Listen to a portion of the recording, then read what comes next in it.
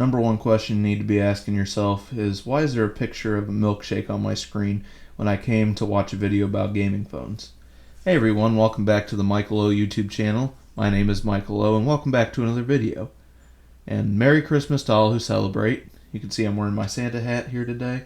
I wanted to go ahead and wish a happy holiday season to all who celebrate. So today we're going to be talking about gaming phones, but before we do, I want to say that yes, this was a very good milkshake indeed. I made it at home, homemade, and it tasted great. But more important than that, the reason I have this here is to show you that I have indeed upgraded to an iPhone 11 Pro Max. This is what it was shot on. So I wanted to go ahead and say that the XR it's not completely, it's not broken completely. It's still usable, but it was just getting not so good, suppose. I'll tell you more about it later. It's over there. It still works. It's in the box. I'm going to sell it to a friend. And I just bought an 11 Pro Max. And I'm going to tell you why in a little bit here. And also, while I'm at it, I'm going to give you a little bit of a guide to buying a good gaming phone, because this is a mobile gaming channel, and I do use my phone a lot for mobile gaming. But I will say, though, that this could get interesting. You're definitely going to want to establish two things before you get into buying a gaming phone. These two questions that you need to ask yourself are, first of all, am I going to use this for recording or just for gaming? Now, in my case, I use it for both. I do a little bit of gaming off camera and on camera. So, really, the reason I need to ask this is because if you're just gaming, you can kind of get away with a little bit more. A gaming phone, in my opinion, is one that can run the highest quality settings on any game that you need to play. If you're having to downscale the quality or anything in order to play, in order to play a game, then it's not really a gaming phone. At least it's not a good gaming phone. You can have a phone from 2015 that could run all the games back then, and now it's utter garbage because the games have gotten more and more demanding on the processor and such, and it just can't run them anymore just because of age. So that's not a good or modern gaming phone at all. What you need is something that can run in the here and now, one that can run well in the here and now without having to compromise quality. And so what you need for that is, well, a couple things which we'll get into. So the question that I posed here is, do you need it just for gaming or do you need it for recording as well? If you need it just for gaming, you can get away with a little bit more. You don't need quite as much processing power, which is fine. Like I said, as long as you can run it on high quality without it running into issues or buffering or lagging too much, you should be good to go. But recording, you're going to need to run both the game and the screen recorder at the same time. And the problem with that is, well, sometimes you can have a game that runs completely fine, but then as soon as you turn that screen recorder on, it becomes laggy and jittery and it doesn't run right, and that's no good. So you definitely want to be on the lookout for that. So you're going to need more and more specs. You're going to need a better performing phone if you're going to record on it. Well, if you're just going to game on it, you just need to be able to run the games. So do keep that in mind. I'm not really going to tell you which phone to buy today. I'm just going to give you a guide as to what you need to be looking for, because everybody's preferences are different. Speaking of preferences, the second question I want to ask you is, should you buy an Android or an iPhone? Now, I know that there's a couple other phones out there that you could say, oh, these are phones, but these are the two main ones that everybody makes games for, and it's kind of interesting because for Apple and iPhones and iOS, they have to code it into Swift, and Android, you have to code it into an APK file, and Java, and there's two, you have to completely blah blah blah code everything. I'm not going to explain that to you right now. You came to look for a phone, but you need to ask yourself which one you want. If the answer is you don't know, then that's fine. We're going to go over some things that can help you decide which one you want. Maybe you're still on the fence about what you want in a phone, which is fine. Go ahead and ask those questions, but be open to both, if I may say. I'm open to both. I prefer my iPhones. I'm shooting all this face cam footage on the selfie camera of the 11 Pro Max, just for your information, at HD 60 FPS, blah blah blah. So you can use that as a judgment call on the front-facing camera at least. But I like my iPhones, but I also don't mind an Android, which is why I have a Samsung tablet. So I could do either or. I prefer iPhone, but having an Android device is not the end of the world for me. Maybe you prefer all Android. Maybe you prefer all iOS. It's up to you. It's not my call, it's yours. But you're definitely going to need to answer that question at some point. At some point during this buying decision. So let's take a look at a couple things here. I have here the website that I use for finding specs. This is called GSM Arena. And you can see here, ignore the ads. They're just going to pop up. You can see here it gives you the full list of specs. And once you've established these last two, or even, like I said, you're going to be looking for 4 things in particular when you're looking at phones. You're going to be looking at 4 specific things. You're going to need to see your battery, your processor, your screen, and your storage. Okay, those are the 4 things you're going to need to be focused on. I'm going to tell you why. I'm going to show you the different things that you can get, and we're going to go from there. So you got here the iPhone 11 Pro Max. This is the phone I'm using right now. It's not a bad phone. It's a good phone. I've used it, and I'm happy with the results. So we have here, first of all, we're going to go with the battery. You can see here, if you're looking up batteries the way I always look them up for the actual size or the capacity of the battery, you find the milliamp hour reading, and it'll give you the reading on here as to how big the battery is. This is the physical size of the battery, how much power it can hold. This is a decent sized battery, 3,969 milliamp hours. That's not bad. And so usually around 4,000 is a standard decent. Flagships can get higher. Now with iPhones, I will say that efficiency is much better than on Android phones. They can work off of smaller batteries and still get great results. The iPhone 13 Pro Max, I'm telling you, that phone is a absolute battery beast. And it doesn't have the biggest battery either. Let me see what the size. 4,352 milliamp hours. Now you might be thinking that's a lot, but it's really not when you consider, let's see, the Asus ROG Phone 5 or so. Yeah, let's look at the Pro one, I guess. 6,000 milliamp hours. That's humongous. Even the it's not necessarily made for gaming, but the Samsung Galaxy S21 Ultra right here, 5,000. So in the grand scheme of things, that's not that big, and yet it tops all of these phones as far as battery goes. So you're definitely going to want to be looking for not only the specs on the battery, it's good to have a big battery, but also look up some on YouTube. There's plenty of these. There's these, let's see if I can find it here. I don't know, you just search up iPhone battery test or whatever phone you're looking for, and you see all these results here of different phones and such that are tested, and it shows real world usage instead of just specifications, because that's important too. Like I said, iPhones do a great job of efficiency, and sometimes things aren't always as they seem. So definitely go and look up these phones against maybe other phones you want to buy, and you should be able to find those on YouTube, and you can go from there. So the battery is the number one thing that you're going to want to be looking at. Another thing you're going to want to be looking at is the screen size. So we're going to be talking here about the screen. We're already on it, so we'll just go here. Samsung Galaxy S21 Ultra 5G has a 6.8 inch screen.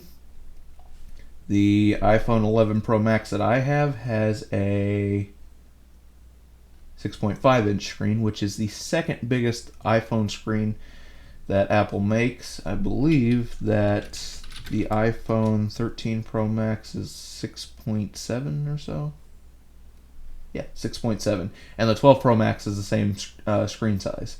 So it's the second biggest that they sell, which isn't bad. I like this size.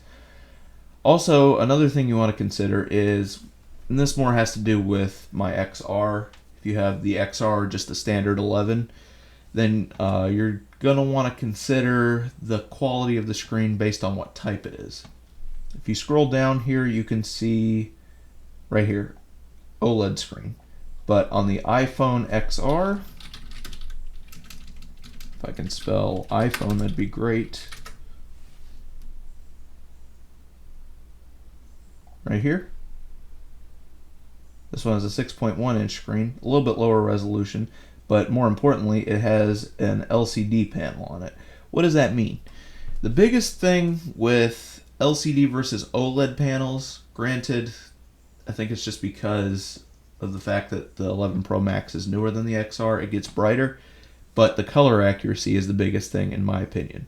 What do I mean by that? Well, it has individual pixel control. You see, let's say that you showed the color black on the screen on the XR and the 11 Pro Max side by side. Let's say you did that. The thing is, the LCD screen has to keep all the pixels on.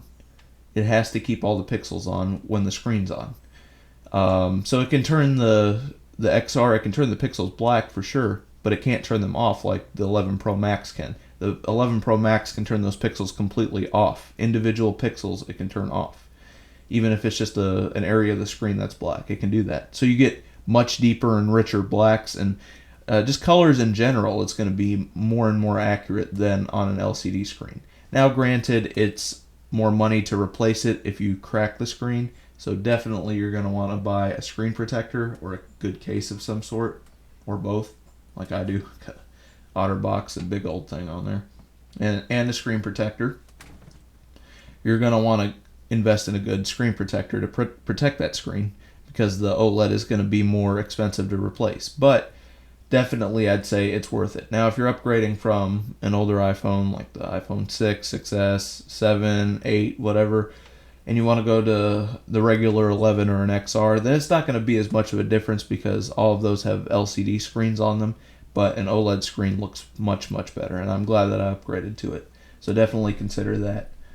Another thing you're going to want to consider when you're buying a phone is the chip. Now, we're on the XR here on the page, so we'll take a look here at the chipset. If I can find it. Platform, here we go, chipset. So we have the Apple A12 Bionic chip, which wasn't a bad chip. Personally, for iPhones, I'm going to go ahead and say that you're going to want to go for at least the XR. The X is starting to get, and the way that they name their chips is pretty simple. The X and the iPhone 8 both have the A11. The XR came out a year later, has the A12, and then the 11 Pro Max the next year had the A13. So it's pretty simple. Look for the A12 chip, or in other words, the iPhone XR and higher. You're going to want to get at least that chip because the original X is starting to get a bit laggy. So the problem when I upgraded was not the chipset. It was still working fine. It was actually the battery. I had to replace, I'll show you the picture here. I replaced the battery on it. You can see here I took the battery out, the old one out. And I thought that might help, but it really didn't. iOS 15 really killed the battery performance on the XR. So it could still handle the games, but I couldn't do it. I couldn't play any games, let alone record without a charger nearby. So that was kind of annoying. So you definitely want to have a good chipset on there, though. As you can see here, the A12 on this one. So if you go back to the iPhone 11 Pro Max, right here. It says right here. It says it has the Apple A13 Bionic chip. So that means that it's a generation newer than that, if that makes sense. So the 12 series had the A14, and then the 13 series had the A15. So there's that. You need to make sure that has a good chip that can run these things. So with that, it's self-explanatory. And also you want to have a good amount of RAM. 4 gigs is usually the standard. The XR had 3, but like I said, Apple's really good at being efficient with everything. So that kind of translated over to the RAM as well. It does well with what it has. Let me show you my tablet here. Samsung Galaxy Tab S4, because these have different chipsets in them. There's your 3 main chips, to be honest. There's your Snapdragon, which is my preference. There's the Samsung Exynos, and there's the MediaTek chips. I would stick with the Snapdragon, and I always do personally, just because that's the most. I'm not saying that the Exynos or the MediaTek chips are bad. It's just that the Snapdragon is something I've learned to trust. If that makes sense. They've been at it for a long while. As you can see here, the tablet that I'm recording my screen on it has the Snapdragon 835 chip in it, and it says 4 or 6 gigs of RAM. Mine has 4. I think that the 6 gigabyte RAM one is just like a global model or something, or some other country. But I've only seen 4 gig models of this, which is fine. That's enough RAM for me. You need the Snapdragon 835. Usually with the Snapdragon chips, as long as it's in the 800s, you're fine. The Snapdragon 888, I believe, is the newest one. I think they're actually beta testing a new one, but whatever. As of right now, it's the 888. And then you can get, I think that the 765, 735, those chips are pretty good. You have to be careful. Check the benchmark tests on those. Check the performance videos that people have made. But I think those ones are okay. If you get down to the Snapdragon 600 something, I wouldn't really trust that. That's kind of iffy territory. Usually those are going to lag behind on games. You're going to have to turn the quality down, and that's no good. And then down below that, like the Snapdragon 400, whatever, that's not good anymore. So the 800 series is what I'd go for. The 835, 845, 855, 865, any of those should be decent options, should be acceptable. So definitely go with that. And like I said, for me, my recommendation is that you stick with Snapdragon. Qualcomm Snapdragons are usually the best. So just go with that, stick with that. So we've established screen, battery, and chipset. The last thing, and RAM along with chipset, but the last thing I want to talk about is storage. So the tablet I have while we're here, I have the 64 gigabyte, 4 gigs of RAM, but with some Android phones, you definitely want to check this, and it tells you on here, it tells you if there's a micro SD card slot. It says dedicated slot there. That tells you that you can add more storage if you want. I believe this one goes up to a terabyte. I might be wrong. You can check on that. You can search on the internet. It'll tell you how much it can handle, but you can add plenty more storage is what I'm trying to say. With iPhones, you want to go ahead and buy the higher storage model. You're going to want to pay more money for that because you can't add more storage to the device like you can with a SD card on an Android or anything. So you're going to want to go ahead and go back to the iPhone 11 Pro Max. You can get this. The strangest thing, it's kind of weird because you can get the 64 gigabyte and then it jumps straight to the 256. You can't get a 128. I don't know why they did that. And then if you want to go extra, you can get the 512 gigabyte, and on the iPhone 13 Pro and Pro Max you can get a 1 terabyte iPhone. I don't know if I'll ever use that. So I had the 128 gigabyte iPhone XR, which was enough for me, and then I decided to upgrade to the 256 gigabyte storage, which is fine. I don't think I'm ever going to really have to worry about storage, just based on what I keep on my phone and stuff. I usually go through and delete all the junk and stuff, so I should be fine with what I have. But definitely invest in more storage. I'd say at least get 128 gigs of storage if you can. If not more, go for the 256. Then you should be set pretty well. But make sure you have that storage, because not only are you going to run out of storage if you put a lot of games on your phone and stuff, but you're going to experience slowdowns as well, because as your storage gets fuller, then it's going to affect the performance of the rest of the phone, and you don't want it slowing that stuff down. So this has been your guide to gaming phones and buying a good gaming phone. You're definitely going to want to consider all these factors. Like I said, you have to make the decision for yourself what you want to buy. But this hopefully this helps you and you can buy a good gaming phone. If you did like this video, go ahead and hit the like button for the work I put into it. And like I said before, make sure you go ahead and subscribe for more content just like this, and hit the bell so you can get notified and be the first one to watch, like, and comment on these videos. I do appreciate you watching. Once again, Merry Christmas, Happy Holidays to those who celebrate, and I'll see you in the next video. Thank you for watching. Have a great day, and goodbye.